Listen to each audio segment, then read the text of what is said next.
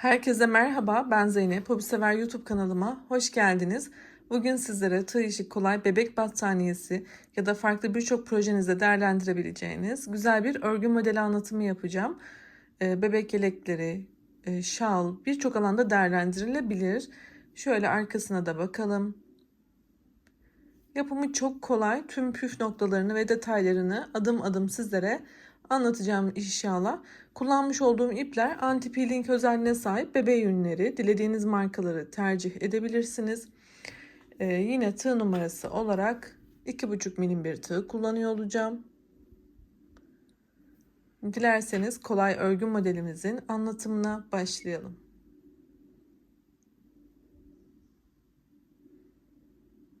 Evet arkadaşlar, şimdi beyaz sıramızı ve taban sıramızı kuralım.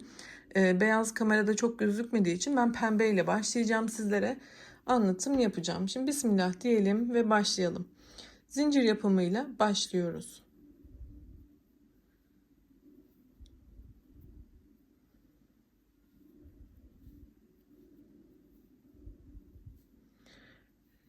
Her desen için 8 tane zincire ihtiyacımız var. 8 ve 8'in katları olacak şekilde yapacağımız ölçünün uzunluğuna göre zincirlerimizi hazırlayalım. Bebek battaniyesi yapıyorsanız eğer 90 x 90 ya da 100 x 100 ebatlarına gelene kadar zincirlerinizi hazırlayın. Ben de zincirlerimi tamamlayıp geliyorum. 24 tane zincir yaptım. 3 tane desen anlatacağım. Şimdi sona geldiğimde istediğim uzunluktaki zincir yaptıktan sonra sonda ekstra 2 tane zincir ilave ediyorum. Ve ikinci zincirin içerisine tekrar batarak sık iğne yapıyorum. Üzerine aldım. 1, 2, 3 tane zincir atlayıp 4. zincirin içerisine ikili trabzan yapıyorum. Şöyle bir kere sardım. İkişer ikişer çıkartıyorum.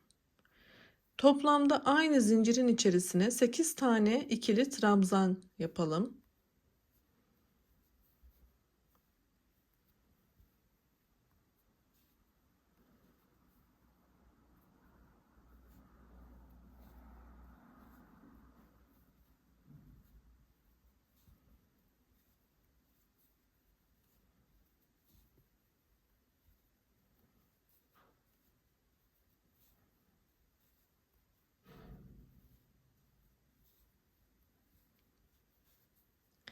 Evet, 8 tane ikili trabzanımı tamamladım. Yine 1, 2, 3 tane atlayarak 4. zincirin içerisine batıp sık iğne yapıyorum. Aynı şekilde devam ediyorum. Üzerine aldım. 3 tane atlıyorum. 8 tane ikili trabzan yapıyorum.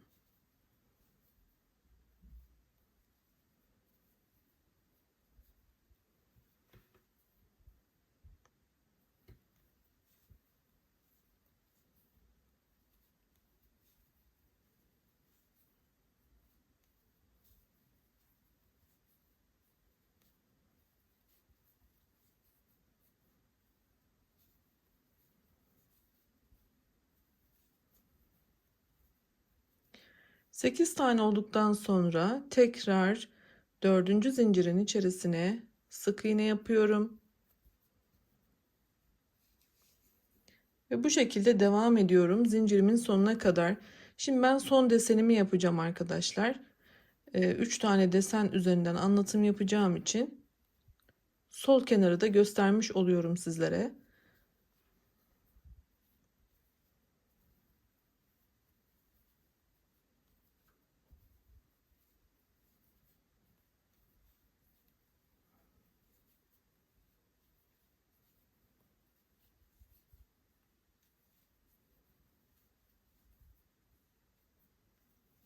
Yine 8 tane ikili trabzanımı yaptım ve son zincirimin içerisine de batarak sık iğne yapıyorum ve sıramı tamamladım. Evet, kenardan ipimi sabitleyeceğim. Şu şekilde bir tane zincir yapıyorum ve çevirdim. Başlangıçtaki ilk boşluğuma da bir tane sık iğne yapıyorum. 3 zincir. Üzerine aldım. Yine aynı boşluğa batarak burada bir V deseni yapıyorum. İkili trabzan yaptım. Küçük bir yuva oluşturdum. Şimdi 6 tane zincir yapıyorum. Üzerine aldım.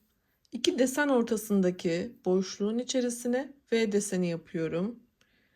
Yani bir tane ikili trabzan,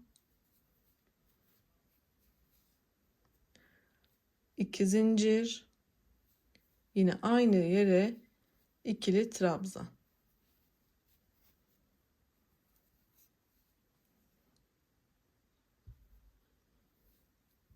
6 zincir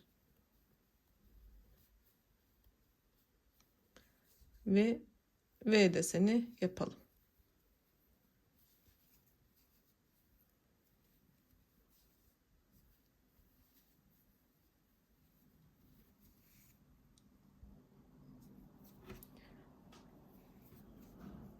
Altı zincir, desenimin solundaki bu sık iğne boşluğuna da batıyorum. Şöyle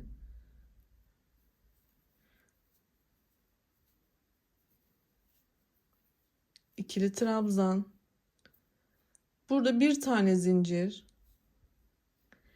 üzerine aldım, yine aynı boşluğa ikili trabzan yaparak sıramı tamamlıyorum. Şöyle bakalım.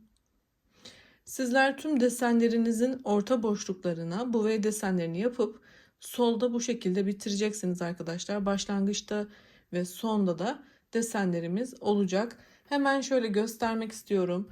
Döndürdüğümüzde yarım desenle başlayacağız. Tam desenlerle devam edeceğiz. Sonda da yine yarım desen yapacağız. Beyaz sırası hep tam desen devam ederken bu mor sırasında başlangıçta ve sonda bakın yarım desenlerimiz var arkadaşlar. Biz zaten buralara yuvalarımızı kurduk. Şimdi devam edelim.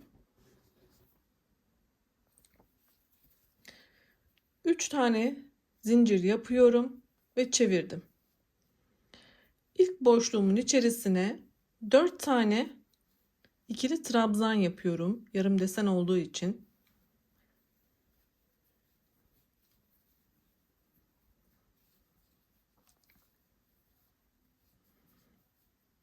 Evet, 4 tane yaptıktan sonra bu pembe olan desenimin bakın 1 2 3 4 ile 5'in arasındaki şu kısma şöyle tığımı batırıyorum. Buradan çıkarttım. Bu zincirimiz arkada kalacak. Buraya sık iğne yapıyorum. Bakın şöyle arkadan da görün. Bu zincire batmadık. Şimdi zincir yapmaksızın üzerine sardım. V desenimin içerisine 8 tane ikili trabzan yapıyorum. Yani tam desen.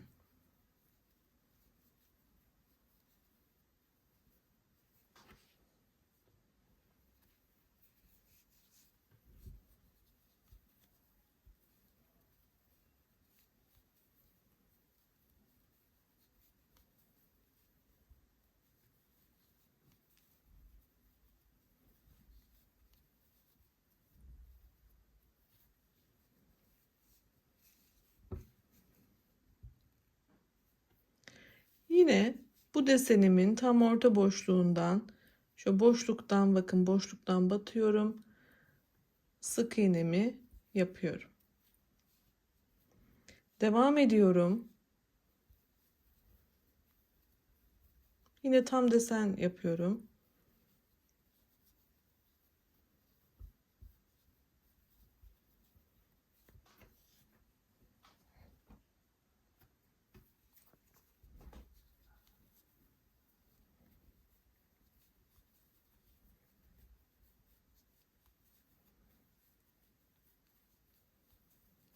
Sekiz tane yaptıktan sonra yine sık iğnemi yapıyorum.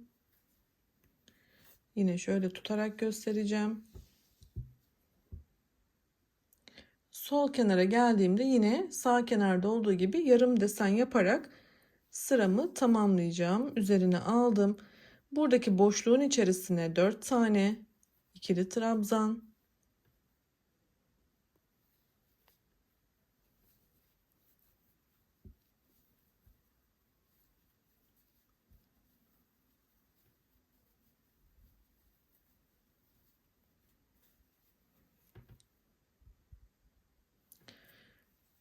ve diğer renkle devam edeceğim için hem kenar trabzanı yapacağım hem de pembe ipimi yükselteceğim. Şöyle bakın, buraya batıyorum.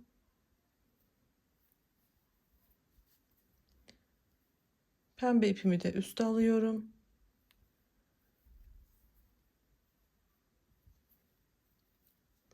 Mor ipimi bıraktım. Pembe ile devam ediyorum.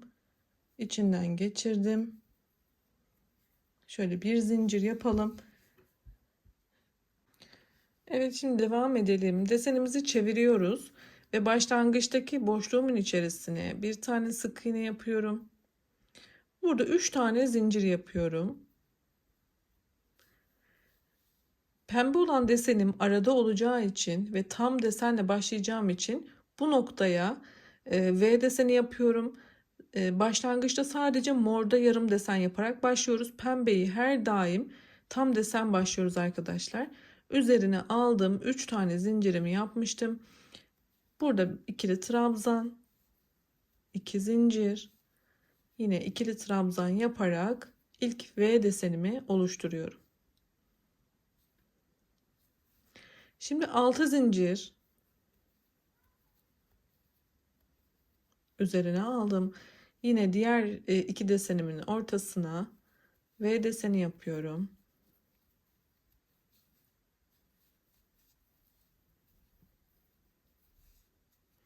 Altı zincir, V deseni yapıyorum.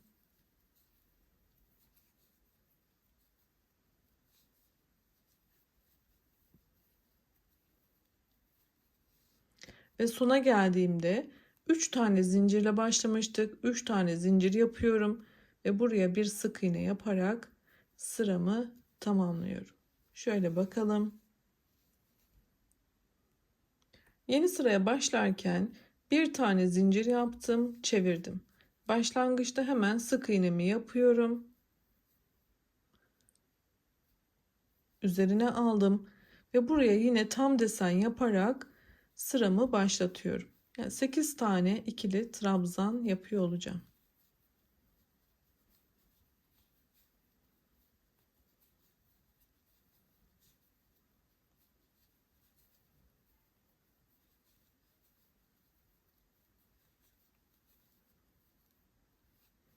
Daha sonra buradaki desenimin yine orta boşluğundan sık iğnemi yapıyorum.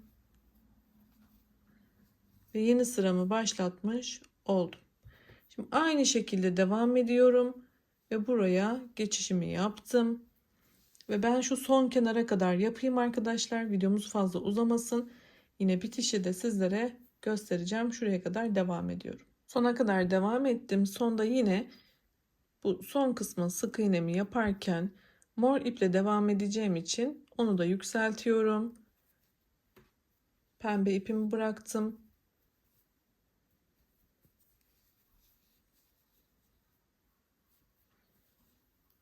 Ve desen tekrarı yapıyorum. Başlangıçta buraya bir yuva kuracağız. Yani V sırası V deseni yapıyorum. Bakın şöyle şuradaki sıranın tekrarını yaparak devam edeceğim. 6 zincir yaptıktan sonra tekrar sıramı devam ettiriyorum.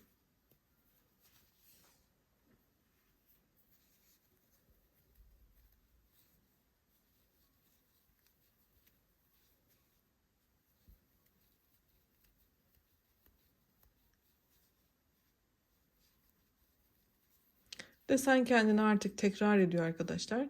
Sadece başlangıcını göstererek sizlere o şekilde tamamlamak istiyorum. Sonda da yine V deseni yapıyorum. Burada kenar olduğu için bir tane zincir yaparak V oluşturdum.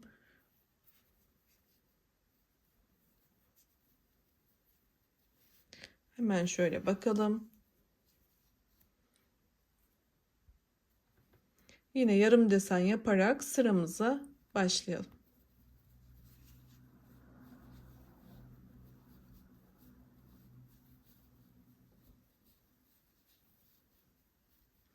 Desen tekrar olduğu için burayı hızlı yaptım. Sadece mantığını göstermek istiyorum. Çünkü ayrıntısıyla alt sırada gösterdim arkadaşlar. Bakın burada yarım desenimi başlattım. Ve yine tam desen olacak şekilde devam ediyorum. Şöyle bakın. Evet, model anlatımımız bundan ibaret. Şöyle bakalım, tutayım. İstediğiniz kadar devam edebilirsiniz. Hemen büyük modelden tekrar göstermek istiyorum. Şöyle bakalım. Burada bahsettiğim gibi arkadaşlar yarım desenler kenarlarda devam ediyor. Tam desenler ise hep beyaz sırasında devam ediyor. Bugünlük benden bu kadar. Umarım memnun kalmışsınızdır. Sizlere daha önce anlatmış olduğum tüm modellerim için videomun sonundaki oynatma listelerime bakmayı unutmayın. YouTube kanalıma abone olun. Abone olmak ücretsiz. Sağlıkla kalın. Hoşça kalın.